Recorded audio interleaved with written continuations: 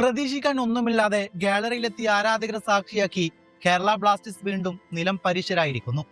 Indian super ലീഗിൽ പഞ്ചാബ് എഫ്സിയോട് 1-3 ഗോളുകൾക്ക് വഴങ്ങിയ തോൽവി വെറുമൊരു പരാജയമല്ല, മറിച്ച് ക്ലബിന്റെ ആത്മവിശ്വാസത്തിനേറ്റ കനത്ത പ്രഹരമാണ്. ഈ സീസണിലെ 5ാം തോൽവിയാണ് ബ്ലാസ്റ്റേഴ്സ് ഏറ്റുവാങ്ങിയത്. പരിശീലകൻ ഡേവിഡ് കാറ്റാലയുടെ തന്ത്രങ്ങളും ടീമിന്റെ കെട്ടുറപ്പും വലിയ ചോദ്യചിഹ്നമായി മാറുകയാണ്. മത്സരത്തിന്റെ തുടക്കത്തിൽ തന്നെ ബ്ലാസ്റ്റേഴ്സ് നൽകിയ നേരിയ പ്രതീക്ഷകൾക്ക് മിനിറ്റുകളുടെ ആയുസ് പോലും ഉണ്ടായിരുന്നില്ല. 7ാം മിനിറ്റിൽ തന്നെ സ്റ്റേഡിയം നിശബ്ദമായി. ഗോൾ കീപ്പർ അർഷയ്ക്കിന്റെ അനാവശ്യമായ മുന്നേറ്റവും പന്ത് പിടിച്ചെടുക്കുന്നതിൽ വരുത്തിയ പാളിച്ചയും പഞ്ചാബ് ആഘോഷമാക്കി. ഒഴിഞ്ഞ പോസ്റ്റിലേക്ക് അഡ്രിയാൻ എന്ന താരം തൊടുത്ത ഷോട്ട് വല തുളക്കുമ്പോൾ ബ്ലാസ്റ്റേഴ്സ് പ്രതിരോധം വെറും കാഴ്ചക്കാരായി. തുടക്കത്തിലെ വണങ്ങിയ ഈ ഗോൾ ടീമിന്റെ ആത്മവിശ്വാസത്തിന്റെ നട്ടെലൊടിച്ചു. ആദ്യ ഗോളിന്റെ ആഘാതത്തിൽ നിന്ന് മുക്തനാകുന്നതിന് മുമ്പേ തന്നെ ബ്ലാസ്റ്റേഴ്സിന് അടുത്ത പ്രഹരവും ഏറ്റു. ഇത്തവണ പിഴവ് ഓർമിപ്പാമിന്റെ കാലുകളിൽ നിന്നായിരുന്നു. 17ാം മിനിറ്റിൽ മധ്യനിരയിൽ നിന്ന് അദ്ദേഹം നൽകിയൊരു മിസ് പാസ് സെർജ് കോവിസ് അനായാസം പിടിച്ചെടുത്തു. പ്രതിരോധ നിരയെ നോക്കുകുത്തിയാക്കിക്കൊണ്ട് അളന്നു മുറിച്ച് നൽകിയ പാസ് ബാഡെ ഒസൂജി വലയിലാക്കുമ്പോൾ ബ്ലാസ്റ്റേഴ്സ് താരങ്ങളുടെ മുഖത്ത് പ്രകടമായത് നിസ്സഹായത മാത്രമായിരുന്നു.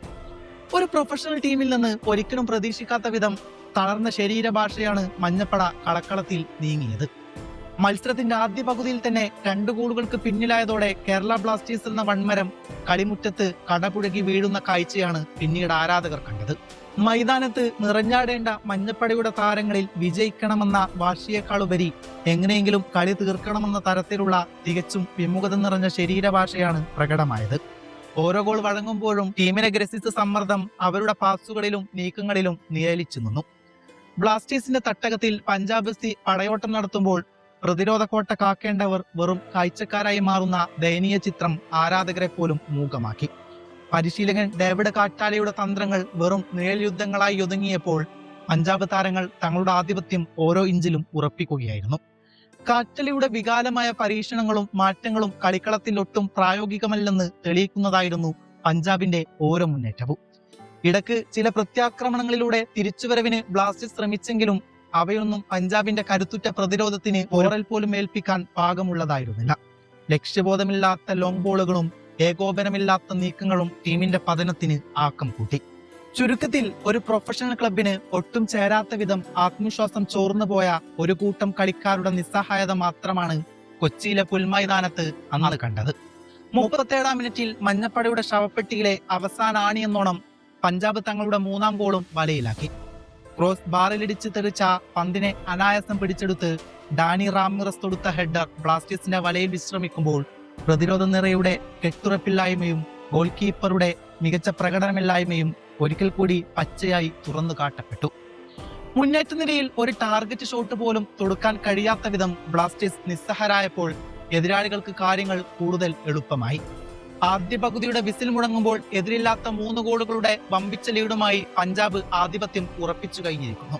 മത്സരത്തിന്റെ 2ാം പകുതിയിലും പഞ്ചാബ് എഫ്സിയുടെ ആധിപത്യത്തിന് മുന്നിൽ പതറുന്ന ബ്ലാസ്റ്റേഴ്സിനെയാണ് കലൂർ സ്റ്റേഡിയം കണ്ടത്. തോൽവി ഉറപ്പിച്ചുള്ള മട്ടുള്ള ശരീരഭാഷയിലൂടെ നീങ്ങിയ മഞ്ഞപ്പടയുടെ നിരയിൽ കെവിൻയോക്ക് ചില ഒറ്റപ്പെട്ട മുന്നേറ്റങ്ങൾക്ക് തുനിഞ്ഞെങ്കിലും അതൊന്നും പഞ്ചാബിന്റെ പ്രതിരോധ കോട്ടകളിൽ വിള്ളലുണ്ടാക്കാൻ പ്രാപ്തിയായിരുന്നില്ല. പ്രതിരോധ നിരയിൽ ഹോർമിപ്പാൻ വരുത്തിയ നിരന്തരമായ മിസ്പാസുകൾ ടീമിന്റെ താളം പൂർണ്ണമായും തെറ്റിക്കുകയായിരുന്നു. പിഴവുകളിൽ നിന്ന് പാഠം ഉൾക്കൊള്ളാനോ കളിയിലേക്ക് തിരിച്ചു വരാനുള്ള മാനസിക കരുത്ത് ബ്ലാസ്റ്റേഴ്സ് താരങ്ങളിൽ കാണാനായില്ലായിരുന്നു. എന്നാൽ 60 മിനിറ്റുകൾക്ക് ശേഷം തകർച്ചയിൽ നിന്ന് അല്പം ഉയർത്തെഴുന്നേറ്റ ബ്ലാസ്റ്റേഴ്സ് 66ാം മിനിറ്റിൽ ആശ്വാസ ഗോൾ കണ്ടെത്തി. നവോച്ച സിംഗിന്റെ തകർപ്പൻ ലോങ് റേഞ്ചർ പഞ്ചാബ് കൂടി തടഞ്ഞെങ്കിലും റീബൗണ്ടിൽ വന്ന ക്രോസിനെ കൃത്യമായ ഹെഡറിലൂടെ ഫോളോ വലയിലെത്തിച്ചു. ഗോൾ മടക്കിയതോടെ ഗാലറിയിൽ ചെറിയൊരു പ്രതീക്ഷയുടെ അലയൊലികൾ ഉയർന്നെങ്കിലും കളി അവസാനത്തേക്കടുക്കുമ്പോൾ ബ്ലാസ്റ്റേഴ്സ് വീണ്ടും സ്വയം പതറുകയാണ് കണ്ടത്. എക്സ്ട്രാ ടൈമിൽ ജർമ്മൻ താരം മർലോൺ ചുവപ്പ് കാർഡ് കണ്ട് പുറത്തു പോയതോടെ ബ്ലാസ്റ്റേഴ്സിന്റെ തിരിച്ചുവരവിനുള്ള നേരിയ സാധ്യതകൾ പോലും അവിടെ അസ്തമിക്കുകയായിരുന്നു. 10 പേരായി ചുരുങ്ങിയ ടീമിന് അവസാന നിമിഷങ്ങളിൽ കാര്യമായ ചലനങ്ങളൊന്നും സൃഷ്ടിക്കാനായില്ല. ഒടുവിൽ നിരാശയുടെ ഭാരവും പേറി സ്വന്തം തട്ടകത്തിൽ തലകുനിച്ച് ബൂട്ടഴിക്കേണ്ടി വന്ന ബ്ലാസ്റ്റേഴ്സിന് ഈ പരാജയം വലിയൊരു പാഠത്തെക്കാളുപരി ആരാധകരുടെ വിശ്വാസം വീണ്ടെടുക്കാനുള്ള കനത്ത വെല്ലുവിളിയായി മാറുകയാണ്. ഇന്ത്യൻ സൂപ്പർ ലീഗിന്റെ 2026 സീസൺ അതിന്റെ ആവേശകരമായ പര്യാവസാനത്തിലേക്ക് കുതിക്കുമ്പോൾ കേരളത്തിന്റെ ഫുട്ബോൾ വികാരമായ കേരള ബ്ലാസ്റ്റേഴ്സിന് ചരിത്രത്തിലെ ഏറ്റവും ദയനീയമായ തകർച്ചയിലേക്കാണ് കടന്നു പോകുന്നത്. 6 മത്സരങ്ങൾ പിന്നിടുമ്പോൾ 5 തോൽവികളും വെറും ഒരു സമനിലയുമായി പോയിന്റ് പട്ടികയിൽ അടിത്തട്ടിൽ 13ാം സ്ഥാനത്ത് ബ്ലാസ്റ്റേഴ്സ് നിൽക്കുകയാണ്. വളരെ മോശം പ്രകടനം തന്നെയാണിത്. സത്യം പറഞ്ഞാൽ ആരാധകരെ അക്ഷരാർത്ഥത്തിൽ നിരാശയുടെ അഗാധയിലേക്ക് തള്ളിയിട്ടിരിക്കുകയാണ് കേരള ബ്ലാസ്റ്റേഴ്സ്. സീസണിന് മുന്നോടിയായി വിദേശ താരങ്ങൾ ഒന്നടങ്കം മാറ്റിപ്പണിത മാനേജ്മെന്റിന്റെ പരീക്ഷണങ്ങൾ പാടെ പിഴച്ചുവെന്ന് മാത്രമല്ല, പ്രതീക്ഷകൾ അസ്തമിച്ച പോരാട്ടവീര്യം ചോർന്നു പോയ ഒരു കൂട്ടം കളിക്കാരുടെ നിഴൽ മാത്രമായിരിക്കുന്നു കേരള ബ്ലാസ്റ്റേഴ്സ്. ഇനിയൊരു തിരിച്ചുവരവ് സാധ്യമാണെന്ന ബോധ്യത്തിലേക്ക് ആരാധകർ നീങ്ങുന്നത് ക്ലബിന്റെ നിലനിൽപ്പിനെ തന്നെ ചോദ്യം ചെയ്യുന്നതാണ്. ടീമിന്റെ പതനത്തിന് പ്രധാന കാരണം പരിശീലകന്റെ തന്ത്രങ്ങൾ മാത്രമല്ല, മറിച്ച് മാനേജ്മെന്റിന്റെ ദീർഘവീക്ഷണമില്ലാത്ത തീരുമാനങ്ങൾ തന്നെയാണ്. ടീമിന്റെ നട്ടെല്ലായ പ്രതിരോധ നിരയിൽ പരിചയസമ്പന്നരായ താരങ്ങളെ എത്തിക്കുന്നതിന് പകരം ശരാശരി പ്രകടനം മാത്രം കാഴ്ചവെക്കുന്നവരെ നിലനിർത്തിയത് കേരള ബ്ലാസ്റ്റേഴ്സിന് വലിയ വീഴ്ചയായി. കേരള ബ്ലാസ്റ്റേഴ്സ് എന്നത് ഒരു ഫുട്ബോൾ ക്ലബിനേക്കാളുപരി ഒരു വലിയ ബിസിനസ് ബ്രാൻഡ് മാത്രമായി മാനേജ്മെന്റ് കാണുന്നുണ്ടോ എന്ന് സംശയം ഉടലെടുക്കുകയാണ്. ഓരോ സീസണിലും വലിയ വാഗ്ദാനങ്ങൾ നൽകി ആരാധകരെ സ്റ്റേഡിയത്തിലേക്ക് എത്തിക്കുന്നുണ്ടെങ്കിലും കളിക്കളത്തിൽ അതിനൊത്ത നിലവാരം പുലർത്താൻ മാനേജ്മെന്റിന് സാധിക്കുന്നില്ല. മഞ്ഞപ്പടയുടെ ഈ തകർച്ചയ്ക്ക് അറുതി വരുത്താൻ കേവലം കളിക്കാരെ മാറ്റിയാൽ മാത്രം പോരാ, മറിച്ച് ക്ലബിന്റെ നയരൂപീകരണത്തിൽ തന്നെ വിപ്ലവകരമായ മാറ്റങ്ങൾ കൊണ്ടുവരേണ്ടതുണ്ട്. അതിനായി നമുക്ക് കാത്തിരിക്കാം.